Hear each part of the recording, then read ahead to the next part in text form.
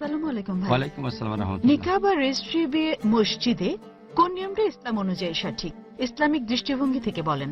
বোন, আপনি প্রশ্ন করলেন যে নিকাহ বা রেজিস্ট্রি বিয়ে কোন নিয়মটা ইসলাম অনুযায়ী সঠিক।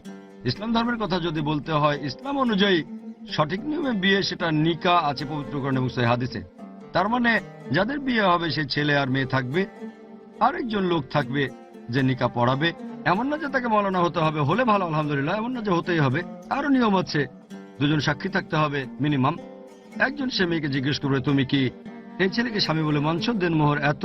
মেয়ে বলবে কবুল, ব্যাস ছেলেকে জিজ্ঞেস করা হবে, সে বলবে হ্যাঁ। এখানে সম্মতিটা গুরুত্বপূর্ণ। মিয়া বিবি রাজি তো কে আকার আগে কাজী। ছেলে মেয়ে যদি রাজি থাকে অবশ্য আগে দেনমোহর ধার্য করতে হবে, তবে কোনো সীমা নেই কম বা বেশি। এটা স্বামীর সামাজিক অবস্থানের উপর নির্ভর করবে। কোরআনের একটা আয়াত হতে পারে, এরকম আরো আছে। তবে ইসলামিক নিয়মে একটা ছেলের একটা মেয়ে বিয়ে করতে চাইলে দুজন সাক্ষী থাকতে হবে, একজন তাদের জিজ্ঞেস করবে আর লিখে রাখবে। এখন রেজিস্ট্রি বিয়ের ব্যাপারে যদি বলতে হয়, ইসলাম অনুযায়ী শুধু নিকাহ হলে সেটা যথেষ্ট। যদি ইসলামিক শরিয়ার ব্যাপারে বলেন, তবে দেশের আইন অন্যরকম হতে পারে। যদি দেশের আইনটা ইসলামিক শরিয়ার বিরুদ্ধে না যায় তাহলে মেনে চলেন। এখন দেশের আইন বলছে আপনি যে ধর্ম মেনে চলেন, হোক হিন্দুইজম, খ্রিস্টান ধর্ম বা ইসলাম, যদি বিয়ে করেন আমরা মেনে নেব, তবে আমাদের জানাবেন। এখন ভারতে যখন কোনো নিকাহ সম্পন্ন হচ্ছে, সেটা উর্দুতে লেখেন অথবা অন্য যে কোনো ভাষায়, বেশিরভাগ ক্ষেত্রে উর্দু, ইংরেজিতেও হতে পারে, অথবা আপনার প্রদেশের ভাষায় লিখে রাখবেন আর সরকারের কাছে পাঠাবেন রেজিস্ট্রেশনের জন্য। এটা পুরোপুরি হালাল, এটা ইসলাম অনুযায়ী ফরজ না, তবে ভারত সরকারের আইনে এটা ফরজ, এটা ভালো। আর ইসলামে এটা হয়তো মুস্তাহাব। এমন না যে রেজিস্ট্রি না করলে স্বামী স্ত্রী নন, মুস্তাহাব মানে করলে ভালো। দেশের আইন কেন মানবেন না যদি শরিয়া বিরোধী না হয়? তাহলে নিকাহ হওয়ার পরে রেজিস্ট্রেশন করা, যে নিকাহ পড়িয়েছে বা অন্য কেউ সরকারের কাছে গিয়ে বলতে পারে এরা এখন স্বামী স্ত্রী, যাতে আগামীকাল পাসপোর্ট করতে যান স্বামীকে স্ত্রীকে, এজন্য রেজিস্ট্রেশন। এখানে আরো একটা ব্যাপার, হয়তো আপনি এটা জানতে চাচ্ছিলেন, তবে শব্দটা আপনি ভুল বলেছেন, সেটা হচ্ছে কোর্ট ম্যারেজ। যে বিয়েটা হয় ভারত সরকারের আইন অনুযায়ী, রেজিস্টার্ড বিয়ে মানে বিয়েটা রেজিস্ট্রি করছেন, এটাতে কোনো সমস্যা নেই। তবে আরেকটা হচ্ছে কোর্ট ম্যারেজ অথবা ভারত সরকারের আইন অনুযায়ী বিয়ে। এটা কি ঠিক না ভুল? তাহলে উত্তরটা হবে আলাদা। এখানে যেটা হচ্ছে যে ভারত সরকার মেনে চলছে পার্সোনাল ল। পার্সোনাল ল মানে মুসলিমরা তাদের আইন মেনে চলবে, মুসলিম পার্সোনাল ল।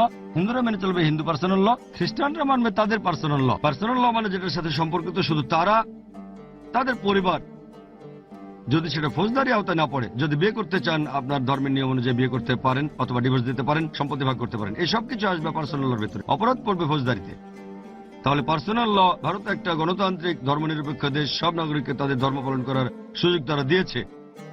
তবে এছাড়াও রয়েছে ইন্ডিয়ান ল। এখন যদি বলে যে আমি বিয়ে করতে চাই কোর্টে, মানে কোর্ট ম্যারেজ, কোর্ট ম্যারেজে ভারত সরকারের নিজস্ব আইন আছে, ইসলামের নিজস্ব আইন আছে, হিন্দুদের আছে, খ্রিস্টান ধর্মেও আছে, পার্সি ভালো, ভারত সরকারের নিজস্ব আইন আছে। তাহলে ভারত সরকারের আইনেও বিয়ে করতে পারেন। তবে যখন সরকারের আইন অনুযায়ী বিয়ে করবেন, সেটা ইসলামিক হবে কি না আমি বলবো এটা কুফরি। অনেক সময় এরকম হয়, যদি বিয়ে করেন কোনো অমুসলিমকে অথবা এমন অমুসলিমকে যে ইসলাম গ্রহণ করেছে, হয়তো কোনো মেয়েকে বিয়ে করছেন যে খ্রিস্টান বা হিন্দু ছিল, সে তখন বললো হ্যাঁ নিকাহ করবো, তবে সিভিল ম্যারেজ আর কোর্ট ম্যারেজও করতে হবে, কোনো সমস্যা নেই, নিকাহ তো করেছি। তারপর তারা কোর্টে গিয়ে করে কোর্ট ম্যারেজ। এখানে আমাদের বুঝতে হবে যে কোনো আইনে বিয়ে করতে পারেন, তবে যদি করেন কোর্ট ম্যারেজ, ভারতীয় কোর্টের আইন সবার উপরে। যদি কোনো সমস্যায় পড়েন তাহলে সরকারের আইন মেনে চলতে হবে, পার্সোনাল ল না। যদি কোর্ট ম্যারেজ করেন, হোক সেটা আগে বা পরে, যে কোনো নিয়ম মেনে আপনি বিয়ে করতে পারেন, তবে কোনো সমস্যা হলে মেনে চলবেন সরকারের আইন। যখন আপনি করবেন কোর্ট ম্যারেজ সরকারের বানানো আইন অনুযায়ী, এটা আমার মত, অনেকে অবশ্য বলে কোনো সমস্যা নেই, আমার মতে কুফরি। কুফরি মানে আপনি মেনে নিচ্ছেন যে ভারত সরকারের আইন আল্লাহ সুবহানাহু ওয়া তাআলার আইনের চেয়ে ভালো। কিছু আইন হয়তো একই, কিন্তু যদি আলাদা হয়, যেমন ধরেন সম্পত্তি ভাগ হবে ভারত সরকারের আইন, পবিত্র কোরআনের আইনে না। ডিভোর্স দেবেন ভারত সরকারের আইনে, কোরআনের আইনে না। সাধারণত এরকম তখনই হয় যখন দেখা যায় যে বিয়ে হচ্ছে মুসলিমের সাথে অমুসলিমের, বা আলাদা ধর্মের দুজন বিয়ে করছে, অথবা কেউ ইসলাম গ্রহণ করেছে। আমার মতে এটা কুফরি। এটা করলে মেনে নিচ্ছেন যে দেশের আইন আল্লাহ তাআলার আইনের চেয়ে ভালো। এখন ভারতের ব্যাপারে যদি বলতে হয়, আমি ভারত সরকারের এমন কোন আইনের কথা জানি না যেটা মুসলিমদের কোনো হারাম কাজ করতে বাধ্য করেছে, অথবা এমন কাজে বাধা দিচ্ছে যেটা করা হচ্ছে ফরজ। তাহলে একজন মুসলিম ইন্ডিয়ান হওয়ার পাশাপাশি ভালো মুসলিমও হতে পারে। আপনাকে অপশন দিতে পারে অ্যালকোহল খেতে চাইলে খেতে পারেন, না চাইলে খাবেন না। অ্যালকোহল পান করতে বাধ্য করছে না। যদি অ্যালকোহল পানে বাধ্য করা হয় তাহলে সে দেশের আইন আমাদের আইনের বিরুদ্ধে সরাসরি। সরকারি আইন নামাজের অনুমতি দিয়েছে, বলছে না যে নামাজ পড়া যাবে না ইসলামী নিয়মে, বললে সেটা হারাম। তাহলে ভারতীয় আইনের কথা যদি বলতে হয় আর সংবিধান, আমি ভারত সরকারের এমন কোন আইনের কথা জানি না যেখানে মুসলিমদের কোনো হারাম কাজ করতে বাধ্য করা হচ্ছে অথবা এমন কাজে বাধা দিচ্ছে যেগুলো ফরজ। হয়তো অপশন দিচ্ছে করতে পারেন, সেটা আপনার পছন্দ। তাই একজন মুসলিম ভারতীয় হয়েও সে একজন ভালো মুসলিম হতে পারে। অনেক দেশে তাদের আইন মেনে বিয়ে করতে হবে, যেমন দক্ষিণ আফ্রিকা, আমেরিকা, সেখানে নিকাহ গ্রহণযোগ্য না। তাই অনেকে নিকাহ করে কিন্তু রেজিস্ট্রি করে না, কর্তৃপক্ষকে জানে না, গুরুত্ব দেয় কম। কিন্তু যদি তাদের জানান যে আমরা আইনসম্মত স্বামী স্ত্রী, তাহলে ইসলামিক শরিয়া মেনে চলতে পারবেন না। ভারতে আমরা যে স্বাধীনতা পাই ও হয়তো অন্য পৃথিবীর কোনো দেশে পায় না। সেজন্য যদি এ ব্যাপারে আমাকে জিজ্ঞেস করেন, কোর্ট ম্যারেজ করলে আমার মতে এটা হারাম, আমি পরামর্শ দেব কোর্ট ম্যারেজ করবেন না।